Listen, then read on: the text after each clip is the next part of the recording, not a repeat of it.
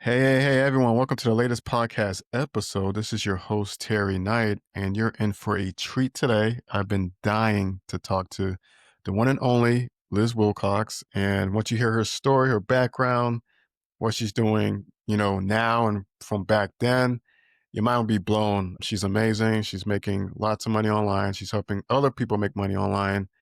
And she's just a great individual. So thank you, Liz, so much for coming on. Appreciate you. My gosh, Terry, thank you. They say flattery will get you anywhere. So I'm looking forward to this interview. That's a great intro. Thanks. You're welcome. Well, first and foremost, let's dig right in because people want to know who Liz Wilcox is. Let's go from there. Yeah. So, hey, friends, you know that feeling you get when you listen to an amazing podcast like Terry's, and there's some lady screaming at you about email marketing, and whether you're a real estate investor or you're trying to be a content creator or whatever, they say email is for you. So, you log in to your email service provider, you go to send an email, and then you promptly feel kind of dumb because you don't know what to say. Well, what's up? My name is Liz Wilcox, and I help eliminate that problem. I really, really love helping people make email marketing simpler, sending out emails. That really is my jam. Cool. Well, I'll sum it up right there, guys. Liz, like your background is crazy, though. I wanted to start from the beginning because you've been through a lot. You've been through a lot. I think at first, I'll let you tell the story, but you were supporting three households. You got divorced. You're a single mom, and you're just kind of navigating through this journey. And I think it's very important that you talk about this because for all women out there that's dealing with the same thing or just want to get over the hurdle, I think you're a great example on how you overcame that and how you just help people make money online. Yeah, so I started online as an RV travel blogger. So a lot of people, especially people like me who do, the online business, B2B kind of thing, they start off as a service provider and kind of, cut their chops or whatever, and then they go into their own business. Well, I did it sort of the opposite. I started my own business. I was a travel blogger. I was married at the time. I had a toddler. And I lived in an RV. So if you've ever been in the woods, you can imagine what kind of Wi-Fi situation I was working with. But yeah, I was going to start an online business, sure, whatever. So I ended up having to go to like libraries and Lowe's parking lots and, get my blog going. But I would listen to amazing podcasts like this one, and everybody would say, well, I have an email list. I have an email list. That's how I make my money. Email, email, email. So the day I launched my blog was also the day I started my email list because, mama didn't raise no fool. I'm getting down to business here. So started the email list, did all the things everybody tells you to do. Oh, launch a digital product. Okay, you name a digital product, I've launched it. And about 7 months in, I did my first product, and y'all let this be inspiration to you that whatever your idea is, it is better than this one. My first idea was and there's no other way to say it. It was an ebook on poop. So if you've ever I know, it's just ridiculous. That's why I say, like, let it be inspo to you. Like, whatever you're doing, it's cooler than what I was doing back then. So if you don't know anything about RVs, as you're driving down the road, you carry your sewage with you. It's called the black tank. That's where your sewage goes, right? And so I wrote a book called Tales from the Black Tank, a collection of hilariously crappy RV stories, which of course some of them were actually crappy RV stories. And that ended up actually making something like $7,000 in the first few months. It got picked up by an international sponsor who used it to get leads into their website, and they paid me $7 for each lead, which y'all, I was giving away the book for like pay whatever you want, right? So some people were paying $1, some people $10, but this company was giving me $7. That's when I knew like, okay, this game is real, so to speak. I'm in it. And I launched many other products after that. And after a few years, people were asking me, Liz, you say you're a blogger, but I haven't seen you post a blog post in a long, long time. Like, what are you doing? How are you making this money? How are you getting these deals? I said, oh, email marketing. And that's when I knew that I had to sell that travel blog and go all in on email marketing. No, that's so cool. Weird question for me. What's a good tip about your ebook about poop in RVs? Like, what's a best advice? Take care of your shit. Can I say that? Yeah, you can say. Make sure you take care of yourself. But I think though, talking about that book, I think the success of the book was really I never would have written that book. There's a reason why I sold that. I didn't want to be the RV poop lady anymore. I'm actually pretty smart. I got a master's degree. But I think it sold so well because I had asked my audience, "Hey, what do you want?" I'm kind of new to this. Sometimes I'm talking about being a mom, sometimes I'm talking about RV life, sometimes I'm talking about, what I'm learning from running. And they said, "Well, Liz, you're really funny. You can tell a pretty good story." So that's when I came up with that idea. I was like, oh, I could create a book of funny stories. So I believe that's why it sold so well. So cool. Yeah, congrats to that. I mean, anything you think of, you can sell, and you're a testament to that one. Even about poop, in the RV, which is Amen, y'all. That's what I'm saying. Like, that when we think of creating products and everybody will tell you, oh, it has to have value, it has to have value, so you think, oh, I've got to put everything into this, it's got to be the biggest, bestest course ever. But really, the value I was providing was entertainment. And who gets paid more than entertainers? I don't know. that's so true. Liz, something that popped in my head. You got a master's degree, and what did you get a master's degree in at the time? Yeah, so I actually have a master's degree in leadership, and I find that I need to talk about this more because I find that's really and maybe why Terry invited me on the show to talk a little bit about the success of my membership. I believe that's one of the reasons it is so successful. A lot of people get into the game, especially marketing. And like I said, they work under someone as in a sort of apprenticeship or, under freelance, and then they start their own business, but they don't have this background that I do. So I actually have a bachelor's in education, then my master's is in educational leadership. So I actually went to school to like teach and lead leaders, right? Educators. And that's what I do now, right? I lead a lot of educators, people who want to teach online. And I think that's one of the reasons why my business is so successful. I literally went to school to do this. Yeah, you're like a master. Hence that master's degree, so that's pretty cool. Liz, so you sold your RV blog, right? For vlogging. You said, "Hey, I'm going all in into email marketing." What the heck did you do? Like, how did you start that off? Yeah. So I knew I needed money, right? So the blog was making, I would say a full-time income, but nothing to write home about, right? So I sold that, but I knew that I could go hard with the email and I knew that I needed some cash flow. And so I started doing copywriting. So I was a service provider.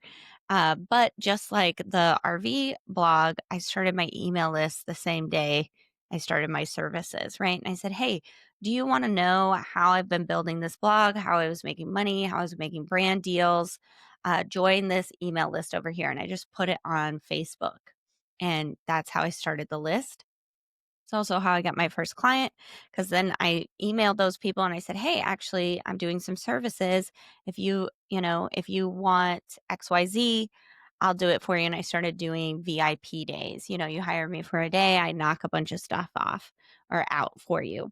And so that's how I really got started with some cash flow with the email list. But I knew because I had done it in my RV blog, I knew I wanted to do the digital product thing. I always say like this, as a service provider, what I provided was A plus, but my service was, C minus because, and I say it with love, but like, I don't care about your business. I care about my business, right? At the time, especially, growing that email list was very important to me. I was just doing the service providing for cash, right? So I knew I didn't want to do it forever. So I started creating, small little workshops, live workshops. Hey, come live on this date. I'm going to teach you all about, how to get people to open your emails. I'm going to teach you how to grow your list. I'm going to teach you what metrics you need, etc. And about a year in, that's when I came up with this idea for a membership because I still was doing the copywriting gigs but it was taking away from building my own business, helping the people on my email list, right? And so I said, well, if I can start this small little membership, I can do that sort of, I can grow it on the side of this copywriting thing. And one day it'll replace this copywriting thing. So I started a little membership, $9 a month. Every single week I send you a template out for you to take and make your own. And that's what is going to be your weekly newsletter. Everybody tells you you need a weekly newsletter. I'll just write it for you. $9. And it sort of took off a lot faster than I thought it would. I was giving myself 2 years for it to kind of get 1,000 people. It took 1 year to get 1,000 people. I was able to retire the copywriting. And now that membership is nearly 4 years old. Holy crap. Under a I year, a know. thousand It's people. crazy. Consistent. Well, you're good at what you're doing, Liz, and that's pretty cool. And I think a lot of people can talk about this. I mean, you can. A lot of people keep saying email is dead, but you don't think so at all. It's just about how you're taking that approach with your help and persuading people to open your emails and stuff like that. Why do you think people say emails are dead? Do you think they're just not converting or they just don't think it's a waste of time? Like, what's your I think take? people say emails are dead because they're not experiencing the success themselves. But Terry just said a very important word, consistent. Oh, wow, Liz, you were really consistent. Yeah. I email every single week without fail. Even in Q4 of the year, I email daily. October, November, December, I email you every single day. I'm not saying you have to do that. I'm just a little extra around the holidays, where most people slow down, I speed up. That's my strategy, but it's really about consistency. And we don't, we might think email is dead because we hate email, right? We look on our phone, raise your hand. I know I can't see you and you can't see me. Maybe you're driving. But raise your hand if you've got over 1,000 unread emails right now, like in your inbox, 10,000, Yep. 100,000, right? One of my best friends said, oh yeah, I got like close to 1 million. I about had a heart attack. I was like, just abandon that inbox, The bro. Just inbox. Yeah. abandon it. It's gone. But we hate email, or we feel some type of way about email because we get so many bad ones, right? But email is Hmm. definitely not dead, but a lot of people don't know how to do it. For example, if you go to Old Navy or even like the Shell station on the corner, everybody's always asking for your email, right? Those companies know something that you don't. They know that email works. This stat has been around since I started in 2016. They say for every dollar you spend with email, you can get up to $40 in return. That stat comes back every single year as positive that that's still a thing. And y'all, I did my numbers in 2023. For every dollar I spent with email, I got $166 in return. I don't know no What? Facebook ad that does that kind of return, Oh my gosh, that's an amazing return. right? I was like, "Oh, wow." Because here's the thing about email, you don't have to spend a ton of money to get started, right? You can pick. Personally, I use Kit, formerly known as ConvertKit. I believe they have a freemium offer. You can get it for free until you need certain features or whatever. And so you can start pretty low cost. And if you're selling something, my offer is $9. But if you're selling something like a service, like I was, like a $2,000 VIP day, if you're just spending $30 a month on your ESP, but you're selling your VIP days via email, bada bing, bada boom, you're seeing a much better return than that $40. Gotcha. Hands down. Oh, I like your cup there. It's all red. Thank you. Y'all, so if you don't know Liz Wilcox, I'm very retro, and this is something I found at the thrift store. So if you're not watching the video, I'm holding up this mug from this, it's called Crystals. It's like a Yeah, chicken hamburger, like fast food place, and it says celebrating 65 years of Crystals. And this cup is from 1997. I found it at a thrift store. I was like, I have to have this. This is so me. that's so cool. So Yeah, you thank like you. retro stuff? Like, is that just everything? We're talking Yeah, fashion. yeah. Like I what? mean, it really is who I am, but it's very much part of my brand. So I think this is part of the success of my membership and lizwilcox.com and everything too. So when I had my travel blog, I was myself. If you You Google me, I mean, you've been listening to me for 15 minutes, you'll know, like, Liz can't be anyone but herself. Like, Liz is just Liz. But in my travel blog, my ideal audience were men in their 60s. Those were the guys with the cash that would buy the things for their RV lifestyle, right? So that's who I was going after. And not that I wasn't myself, but I would, lean into other parts that weren't as strong about me. So in my current business, maybe I'm talking about NSYNC and the 90s and Will Smith, and this and that, right? But when I'm talking to men in their 60s, maybe I'm talking about Led Zeppelin, AC/DC, Chevy Chase, that SNL, Dan Aykroyd, things like that. And not that I don't love those things, right? I'm never going to be fake, but those aren't really front and center for Liz Wilcox. So I knew when I was creating lizwilcox.com and this more personal brand versus the RV travel blog, I knew I wanted to go, I don't know, like ham Sammy more into who I really was. And that is this, I very retro. I mean, it's retro now, right? Very 90s, silly boy bands and mugs and loud colors just so when I showed up, I could show up as my authentic self. Like even getting ready today, Terry's interview, I was like, "Oh, I'm going to take a shower. What headband am I going to wear?" I was like, "Oh, I got to put on my uniform." And so I got my vintage top on with my shoulder pads and my pink headband and my rainbow glasses, and I feel this um like positive way of like showing up on screen. And when I look at my website, when I read my emails, when Terry, compliments my mug, I'm like, yes, I'm living, who I am. And that's great for my brand, right? People get it. Either they get it or they don't. If they're like, oh my gosh, Liz talks about NSYNC so much. Like, I'm a Backstreet Boys girly. I cannot stand it, but that's good. It repels the wrong people, it attracts the right people. Exactly, 100%. That's going to be my next question. What's behind you there, that record? Is it a boy band? Is that Yeah, NSYNC so or I've is it got who, I've who got an I NSYNC think it's record NSYNC. behind me. It's NSYNC. It's a gold-plated edition of the first time they went gold in Germany, so it has like their German cover on it. My brother and my sister got it for me for my birthday this year. And y'all, I Nice. just bought a house and so my office is terrible right now. Like it just I'm like, yeah, well, I gotta have something in sync in the background. So let me just put that on the windowsill. Like the lighting is off. I know I look pinker than this headband because my lighting is just terrible. But again, that's part of who I am. Like I just show up for my folks. I always tell people like I'm only semi-pro here. Guys, like, but you only need to be semi pro to make a living. You don't have to be super polished. I don't know. You can just be who you are. And again, the right people will be attracted and the wrong people will be repelled, right? There are some people when they see me show up on screen, they're like, oh, this lady is a goon. Like, why is her lighting so terrible? There's shadows all over her face. She kind of got this Jerry Seinfeld mullet going on. I can't take her seriously. But there are other people where it's like, oh my gosh, this lady's showing up.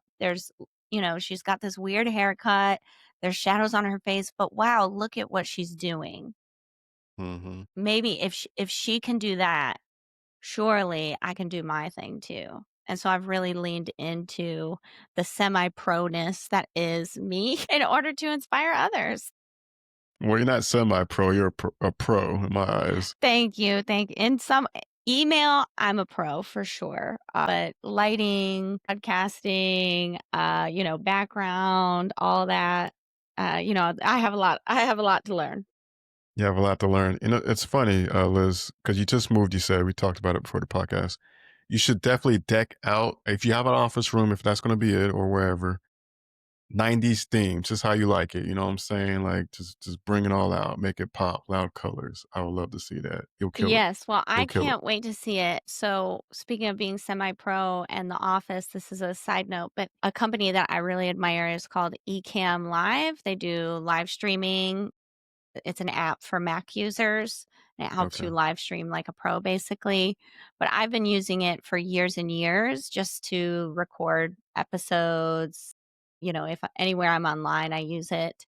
And I actually won a contest, and they're gonna come to my house and make my studio. So I'm super What? excited. So y'all stay tuned. It's not coming for a few months, but they're gonna come, they're gonna fly in, they're gonna help me with my gear. They're gonna take it to the next level. So I'm super excited. I'm excited for you. Yeah, keep me Thank you. posted. That's gonna be cool. Instincts in the background. I think I heard in another podcast you're an Eminem fan as well. Yeah, I'm a huge hip hop fan. And one thing I love about Eminem, well, number one, I'm from Detroit. Mm, So, you just kind of got to hop on that bandwagon. But what I love about Eminem is he's been able to stay on top and market himself in a way that helps him stay on top for, I mean, it's been like 3 decades now, right? He started in the '90s, and every time he does something, it's platinum, it's this, it's that, and he has this song he released during the pandemic called Higher, and the chorus goes, "Every time I hit a ceiling, I go higher than I ever effing thought." And he's talking about, what am I gonna do next? What am I gonna do next? And the first time I heard it, I was like, "Yeah, he's pretty much done it all by now. I don't know what he's gonna do next." And then 6 months later, he's at the Super Bowl, and I'm like, "Oh my gosh, he's so right." And I just love also as a content creator, he's been able to repurpose his content so many different ways. Where you think he was such a controversial figure, now he's a household name, right? He's in movies. He's on Saturday Night Live making fun of himself. He did 8 Mile. Y'all, that 8 Mile song, lose yourself. Lose Yourself, thank you. In it, one of the lyrics is, "Mom's spaghetti," and everyone made fun of that. Like, "Oh, that's such a whack line. Oh, he's talking about throwing up mom's spaghetti," good old Eminem, he's so corny. But guess what? Now he has a restaurant in Detroit called Mom Spaghetti, and that makes him money. He has a pasta sauce sold in stores and online called Mom Spaghetti. Talk about repurposing, and reinventing your content. I'm sorry. I don't know anyone who's doing it better than that. Oh my god, I didn't know any of that. That's really dope. That's really cool. Oh my And you know god. what is the dopest thing about Eminem? He has an email list and he emails every single week. You're on that email list, right? That's how you know. Oh yeah, that's how I know about Mom's Spaghetti. I'm on Mom's Spaghetti. Mom's Spaghetti has an email list. Eminem has an email list, and he emails every single week or sometimes more. Of course, he dropped an album in 2024, so they started to email a lot in the time coming up. And then when it released, this is how he was able to sell so many albums, right? Because they release, just the single. Then they release maybe another single. Now they're dropping merchandise. Now they're dropping the vinyl. Now they're dropping this, limited edition vinyl. Now they're dropping, the extended version, limited edition, extended version. And it's, of course he's selling on social media. He's a giant. But anytime I would go get the email, within 10 minutes of that email, because I would watch, because I love electronic mail, right? And within 10, 20 minutes of the email dropping, that merchandise, that limited edition stuff will be sold out. So Oh my email gosh. is not dead, y'all. Slim Shady knows what he's doing, y'all. If he is Yeesh. emailing, maybe he knows something we don't know. I think so. He's banking. He's banking. Liz, do you have a favorite song from Eminem? Oh my gosh, no. I can never decide, but I think my favorite album is Kamikaze. It's basically just diss track after diss track, and I just it just hypes me up. That's good. That's good. That's awesome. Well, okay. Well, you're all into hip hop. Didn't know that, but Eminem's cool. He's on that list. 90s. 90s was a good time. I'm not sure off topic. Did you watch a lot of cartoons back in the day? We're talking, I don't Yeah, know, of course I Nickelodeon or did. Ren and Stimpy was a little too gross for me, but I liked Rocco's Modern Life, classic. Doug, Oh my Rugrats, gosh. all that, Oh my gosh, yeah. Shout Oh out my Chucky and the gosh. gang. Those are classics, yes. Oh my gosh, those bring back memories. I have the full Mhm. seasons for all of those too, which is pretty cool. Oh, that's Online so digital. awesome. Yeah. Another thing about having like the 90s in my brand is just what Terry and I are doing right here. We're relating to each other, and that's how you really make your marketing, especially your email marketing, work from, oh, I'm not going to read that email to, oh my gosh, I have to open it. When you can become really relatable to your audience, they want to consume what you're producing, right? So in my emails, on podcasts, when I come on video, you're relating to me in some way. Like, oh yeah, I love, some people might say, oh, I loved NSYNC. Oh my gosh, I was so into the boy bands. But someone like Terry, oh, well, I loved the cartoons. I've got all of those, on DVD or I've got them downloaded, right? So you're relating to me in some way. And I guarantee if Terry goes out today and sees somebody wearing like a Rugrats jacket, who's he going to think of? Liz Wilcox. Then he's gonna think, "Oh, crap, I didn't send my email out yet. I gotta do that." And suddenly, I'm helping them get to action, right? So that is the real power of branding yourself properly and becoming extremely relatable to your audience. Love that, being relatable, and I think you hit it in the mark. I think some people could justify, which I'm part of it as well, is maybe we're afraid to send too much emails, then people start unsubscribing. But I think you mentioned it's be about like being relatable and telling a story maybe and kind of letting people know who your brand is, kind of warming them up that way. Like, what's your take on that when people Yeah, let's talk unsubscribing and about stuff like for that? me, yeah, for me when it comes to sending emails, it's like Luther Vandross, okay? Like never too much, never too much, never too much. Because we got to make ourselves relatable, but we also have to do two more things. Number 1, relatable, we said that. Number 2, you got to show that you're invested in your people. No one is going to invest in you and your products and services if they don't know first that you're invested in them, right? And so sending emails out saying things like, "Oh, I just got a new podcast mic, so I'm going to sound better on the next episode." That shows you're invested in them, right? And then the last thing is stay top of mind. Listen, people do not buy when you sell something. People buy when they are ready. So you have to be like the 7-Eleven on the corner, like always there, so that when crap, my gas tank's on E, where are they going to go to the closest 7-Eleven, right? You've got to be that closest 7-Eleven. So you've got to stay top of mind. And you can't do that if you just email once a month or sporadically. Put it on your calendar. I know you have a little bit of self discipline. I'm going to invite you, I'm going to challenge you to use that self discipline. Remember that ROI for every dollar, you get 40 bucks, right?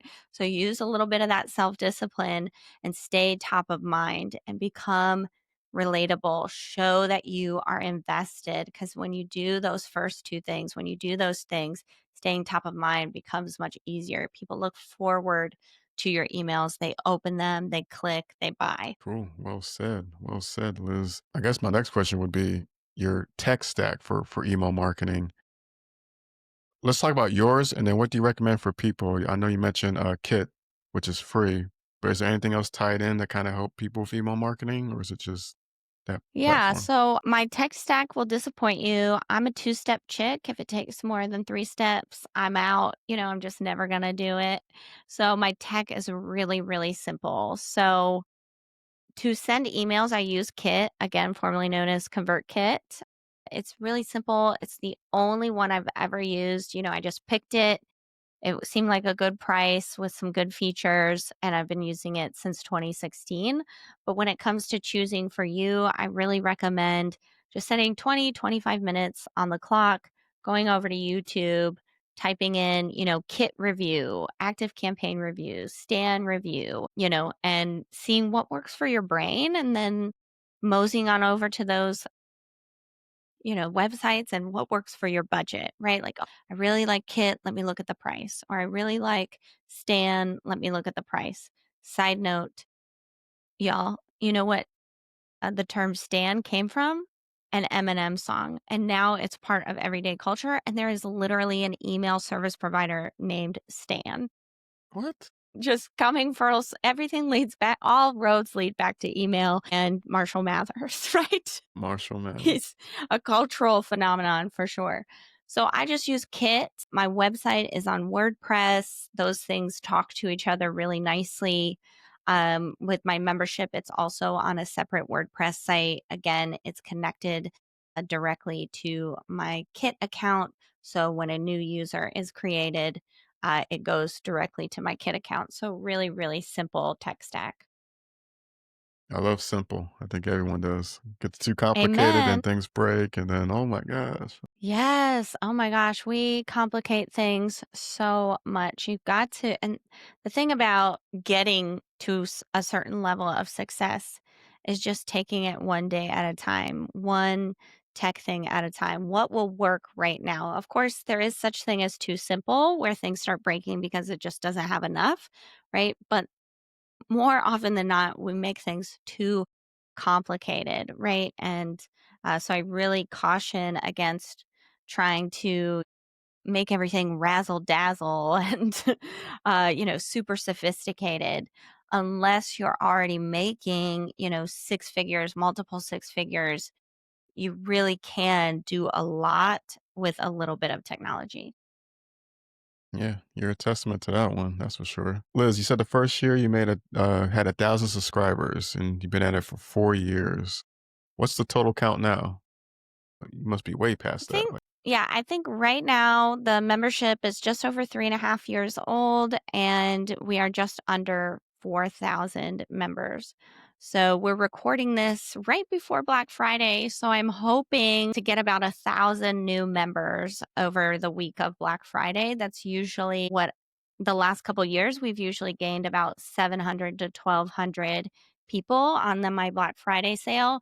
So fingers crossed, we will be very close to 5,000. Oh my gosh, yeah, you'll hit that. You know what? I want to ask you that too, because you know so much about email marketing. How important is Black Friday for people that sell coaching or digital products, and what should they do if they're not doing anything about it?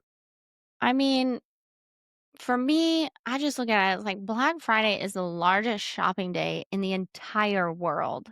Why wouldn't you take advantage of that? Even if you're just a coach or, oh, I'm just a service provider or whatever, your people are spending money on that day.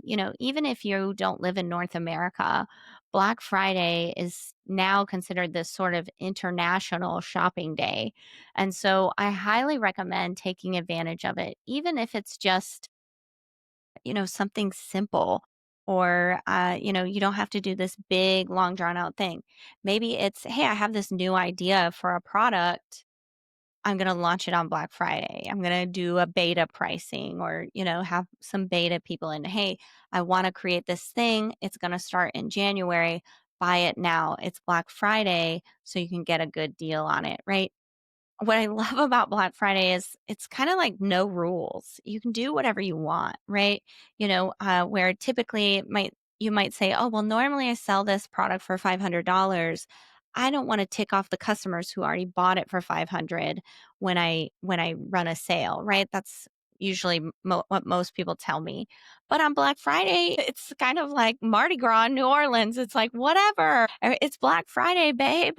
This is just the way it is. And so you can discount that product on Black Friday and people are just going to understand, it's this understood day of sales. And I haven't ever seen anyone personally in my business, but well, I bought it for this price. Why are they getting it for this? It's like, well, it's Black Friday. This is a, 24-hour sale or week long thing, whatever. So I love Black Friday for that reason. Again, you can create, something new. Something I see that's pretty successful with coaches and service providers is kind of like a gift card. You sell a voucher or a credit. Hey, buy $100 worth of credit for 30% off, meaning, give me $70, I'm going to credit you 100. So when you decide to buy something, you have this $100 credit, right? Kind of like a gift card. I Those like work that. really well on Black Friday. My Black Friday offer is basic. It's just ridiculous. I stole the idea from Costco. You buy a Costco membership for $60, right? And you get in Costco, you buy everything at cost, right? That's why it's called Costco. You're buying everything at cost. But Costco makes its money with the $60 membership you pay, right? That's the majority of its profit. And so I stole that idea. I said, "Hey, buy my membership for a year. It's $108. You get everything else I create for free, right? So you don't have to give me another dollar for an entire year." And so you could, when it comes to you could, bundle all your products together for, a membership fee or one low price, right? I like the membership fee because every single year that's increasing my revenue, right? So we're recording this November 2024. I'm expecting anywhere from 80 to $100,000 in membership fees to come through on top of those 1,000 people I'm looking for that are new. Oh my gosh, guys, you heard it I here know. Whoo, first. I'm getting Oof, I mean, oof. fingers crossed. You never know. I mean, people do cancel, of course, but I've been doing this. This will be the third Black Friday in a row. So I have people that are renewing, from 2 years ago, 1 year ago, and now new. So every year, that I'm just making more money on top of the sale. So just an That's so idea for cool. you folks out there. Yeah, definitely. She giving some golden nuggets, guys. Wow. I'm sure you give Black Friday deals on your membership site too, right? To help out people, templates and Yeah. stuff, or no? Yeah, so the main thing is, get in for a year, join my membership for a year. There's no discount. My membership is $9 times 12 months, that's $108.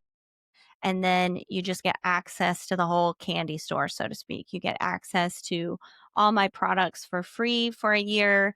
Anything that I do live, if I'm running the course live, you get to come for free. Any sort of co-working that comes with any of those classes they get for free, etc. And then of course people that already have, it's called the annual pass, people that already have purchased the annual pass, instead I run different Black Friday offers to them, affiliate Black Friday offers. So if Terry is doing a Black Friday offer and I know it will benefit my audience, I run it to those people, the people that I've already gotten in on the deal, because they don't need to be sold on the deal. They've been in for 2 years, but I do wanna maximize that profit on Black Friday. So I'm gonna share with them Terry's idea, Shahara's Black Friday deal, and Nahaku's Black Friday deal. And so I'm maximizing, my sales that way. That's so cool. It's like see people out there. You have any Black Friday deals? Just reach out to Liz Yeah, just holler Wilcox, her at me. website. If it's a good Holler. fit, I might be able to squeeze you in. Well, this is everything though. You can help people like make money. It's crazy. Mhm. Wow, I'm just like blown away. Liz, I did catch on. Were you on the Survivor TV show? Yes. What So that? Tell me about that.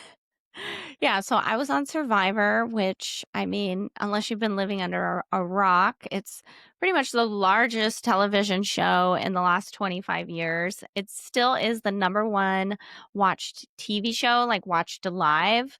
Like people sit down at their TVs and watch it when it premieres. It's a competition show. The prize is $1 million, 18 people stranded on an island competing, voting each other out. Yeah, I was on it. Spoiler alert, I didn't win. I came so close.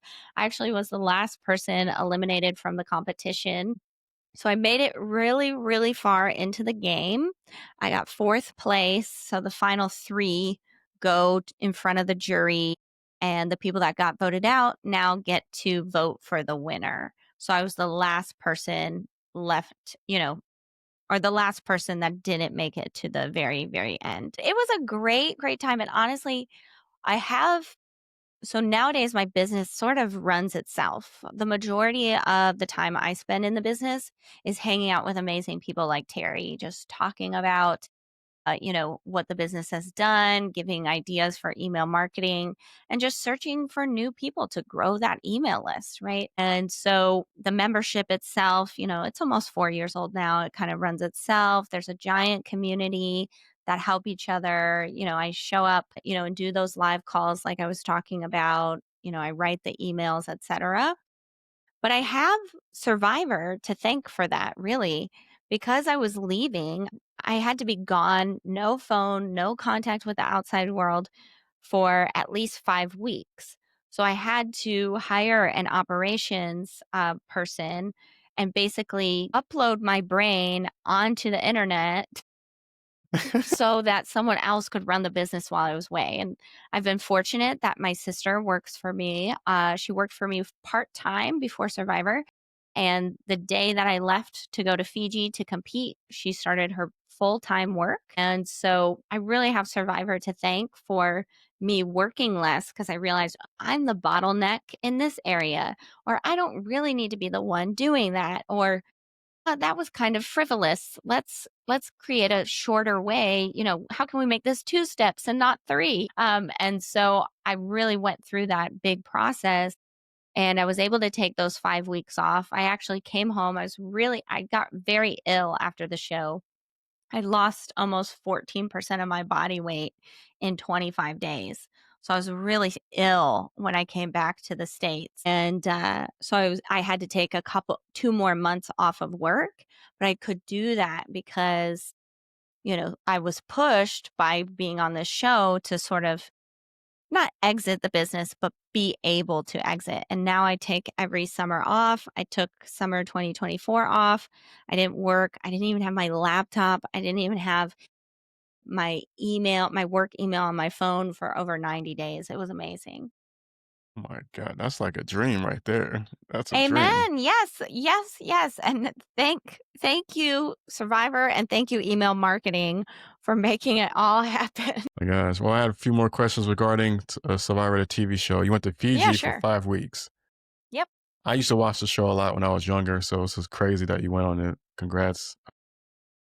What did you eat out there? Because I haven't seen you on the episode yet, but like, what were you eating out there? Like, how did you survive? You gotta have the mentality, which you all have. Like, kudos to you. But we're talking 5 weeks. You stranded. Yeah. Well, My that's so gosh. funny that Terry asks about food because that was something that was a major disadvantage for me. I'm actually allergic to over 50 foods. And the main source of food on the island is coconut. Uh, the way the game is played now, they don't give you rice to start the game. They used to give you rice to start the game. They don't do that anymore. So they starve you from day one, basically. And so I'm allergic to coconut. So I Yeah. really ate almost nothing on the show. Of course, we caught crabs. I ate crabs. We caught some fish every now and again. But the way the tide was, the way the weather was, it was actually pretty difficult to fish. And as the game went on, Jeff is the host of the show. He negotiates rice with you when you're about day 16. And he says, hey, if you guys will do this, I'll give you rice. And of course, we said, no, no, thank you. We don't want the rice. So I still had no food. And Gosh. so I think I lasted 25 out of 26 days. And I think in that time, I probably ate less than, I would say, if I'm being very liberal, less than 3,000 calories. But really, it feels like probably less than 2,000 calories. My So gosh. almost nothing. So hence why I had to take 2 months off of work. And it really took me over a year to gain all my weight back. And I still feel like I've gained the weight back, but not my body looks different. I don't have as much muscle as I once did. I think a Gotcha. doctor told me I lost about 10 pounds of muscle in 25 days. Oh my gosh. Well, Yeah, so it's pretty intense. that's intense. I can't do that. I'm just You flat have out to say I have a can't do it. lot of mental stamina. The doctor told me when we do a final checkup right before we get on the plane to go back to the States, and he said, "Liz, we did not think you would last that long." I said, "What the heck? Why did you cast me on the show then? Like, for laughs? You know, this is my life you're playing with." And he said, "No, no, because of the food. Because you really didn't eat, and then when you didn't get the rice." I eventually did get some rice a few days later, but then you didn't get the rice, we were really concerned that you were gonna just quit. And I was like, I literally laughed in his face. I said, "That never came to my mind. I was never going to quit." And it's just that mental resilience. It's the same that I've had in my business. You know, people would say, "Well, when are you going to quit? Like, when are you going to know that?" Because it took a while, right? It took years of just working for no money and stressing yourself out. And I think it was, I mean, he's now my ex husband, but my husband, he was like, "Well, when are you going to give this up?" About a year and a half in. And I laughed at him. I said, "What do you that never crossed my mind. What are you talking about? I just have to try something else." Yeah, And so, yeah, I was never gonna quit Survivor. They had a as hard it time when should. I lost to get me out of there. I was like, Security, "No." security. Pretty much. They were like, "Come on. Come on. Come on." Well, congrats. That's a hard thing to do. I've seen Thank it you. firsthand on TV, not in person like you, but on TV, and it's just tough. So, Yeah, it's tough. It's 100% real. There's not even toilet paper, guys. So, I'm here to let you know.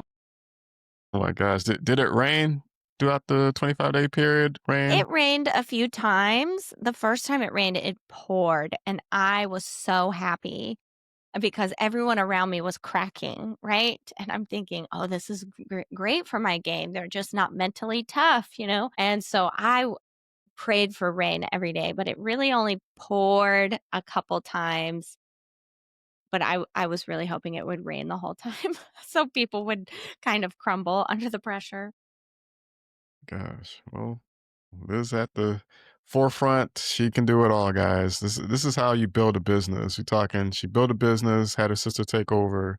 She went to go test out her mindset, and nothing for 5 weeks, guys. No phone, no nothing. Like just random people living a life for 25 days, or at least trying to. But Literally, random strangers. Yep.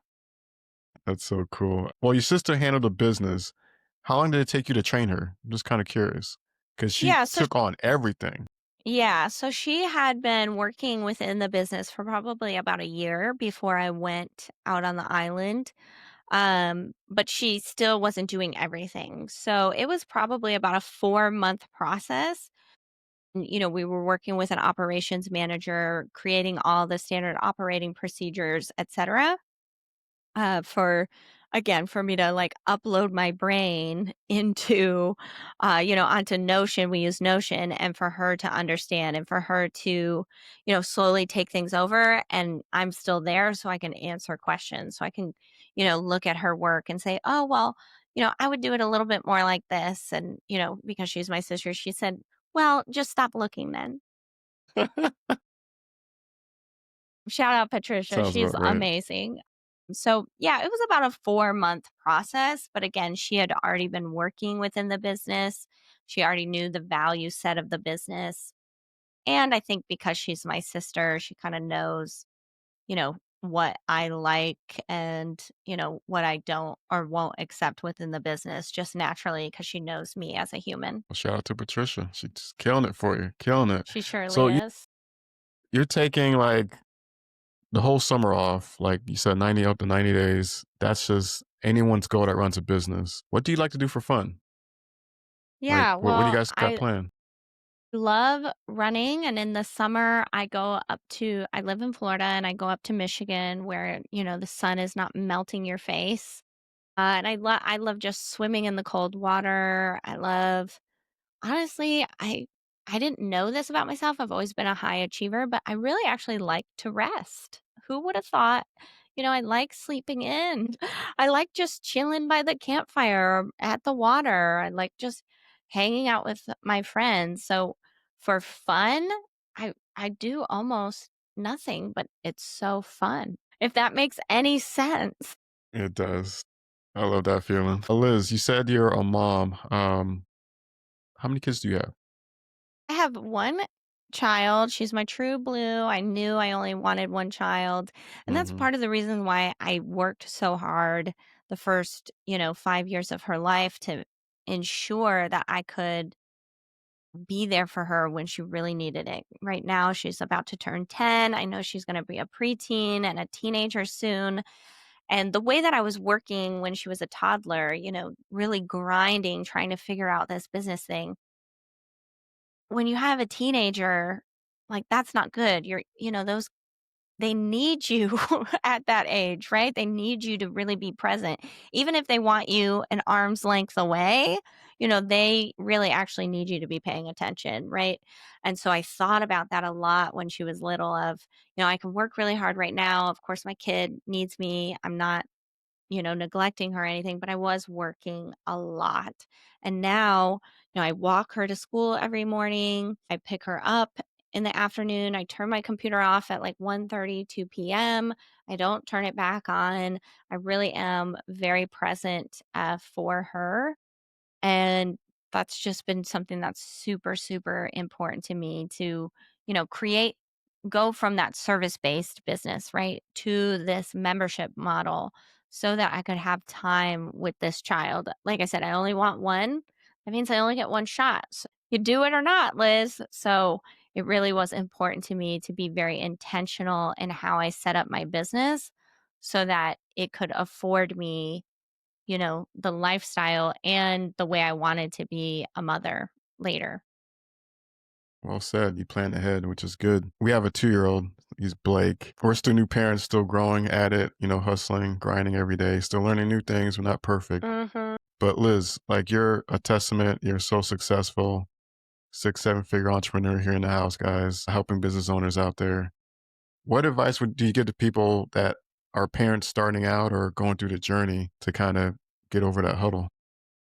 Yeah, I think my biggest piece of advice, and this is for new parents, new entrepreneurs, you know, rookies and pros alike, in every single aspect of my business, when I'm struggling, I just ask myself two questions.